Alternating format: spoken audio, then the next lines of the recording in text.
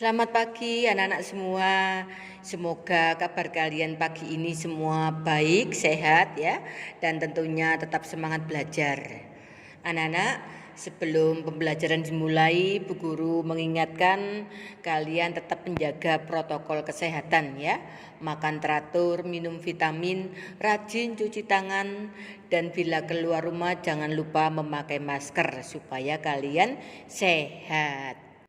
Anak-anak, pagi ini kita akan belajar tema 7, subtema 3, pembelajaran yang ketiga. Sudah siap belajar ya? Ayo kita sekarang belajar bersama-sama.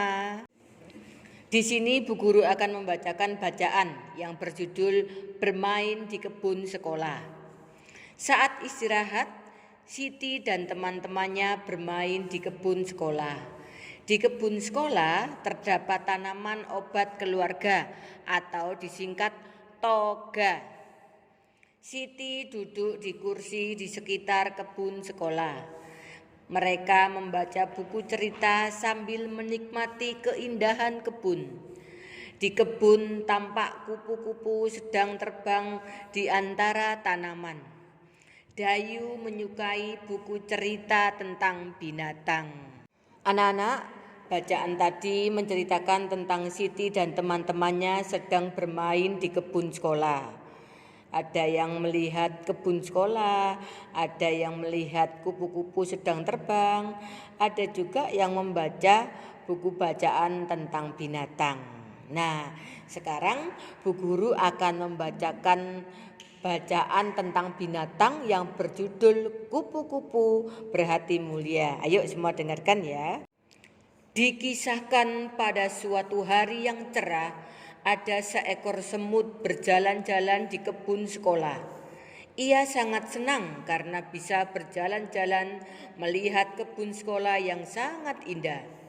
Sang semut berkeliling kebun sekolah sambil menyapa binatang-binatang yang berada di kebun sekolah itu.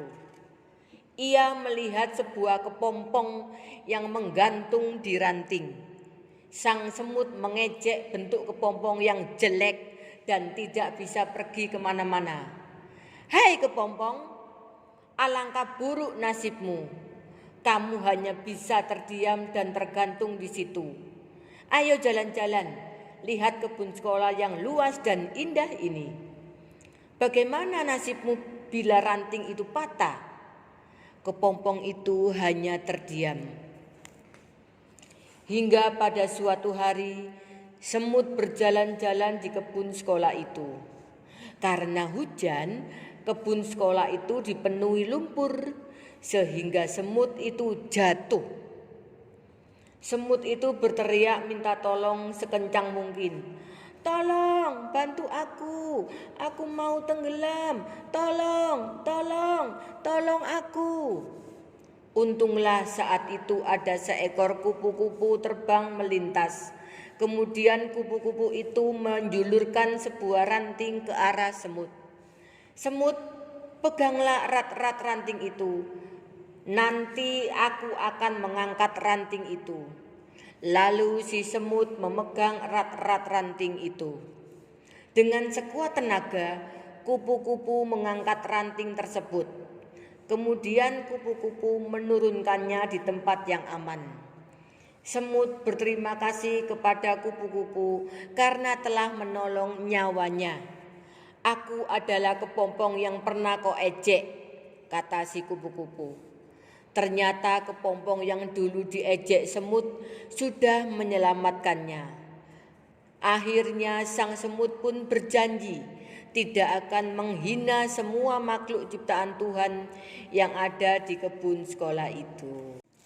Baik anak-anak, dari cerita tentang binatang yang berjudul Kupu-kupu Berhati Mulia, kita bisa tahu ya, kita bisa mengambil mana sikap yang baik dan mana yang tidak boleh kita tiru. Kita harus bersikap seperti kupu-kupu. Walaupun diejek, kita tetap diam saja, tidak usah membalas. Dan orang yang mengejek kita, satu saat dia membutuhkan, kita tetap membantu. Ya, itu adalah kita berhati mulia seperti kupu-kupu. Anak-anak, di bawah ini ada pertanyaan nomor 1 sampai 7 ya. Nanti bisa kalian jawab sendiri dengan melihat bacaan yang Bu Guru baca tadi. Kalau kalian mendengar pasti kalian bisa menjawab. Baik ya anak-anak. Mari anak, sekarang kita lanjutkan. Kita akan belajar matematika. Nah, di sini ada gambar. Buku yang berdiri dapat dinyatakan dengan pecahan 1/2. Terus bawahnya, buku warna merah dari tumpukan buku di samping dapat dinyatakan dengan pecahan berapa Nana? Iya, 1/4. Bawahnya, buku yang memiliki pita dari kumpulan buku di samping dapat dinyatakan dengan pecahan ya 1/2. Buku yang ada pitanya kan 1, jumlah semua buku ada 2, jadi 1/2. Lanjut. Buku yang memiliki pita dari kumpulan buku di samping dapat dinyatakan dengan pecahan 1/3. Yang terakhir, Siti mengambil salah satu buku dari kumpulan buku di samping. Buku yang diambil Siti dari kumpulan di samping dapat dinyatakan dengan pecahan 1/3. Jelas ya anak-anak? Baik anak-anak, tadi kalian sudah belajar mendengarkan cerita. Ya, kalian bisa mengambil sikap apa yang perlu dicontoh dan sikap apa yang enggak perlu dicontoh. Dan juga kalian sudah belajar tentang matematika pecahan ya. Semoga kalian bisa mengerti apa yang Bu Guru jelaskan.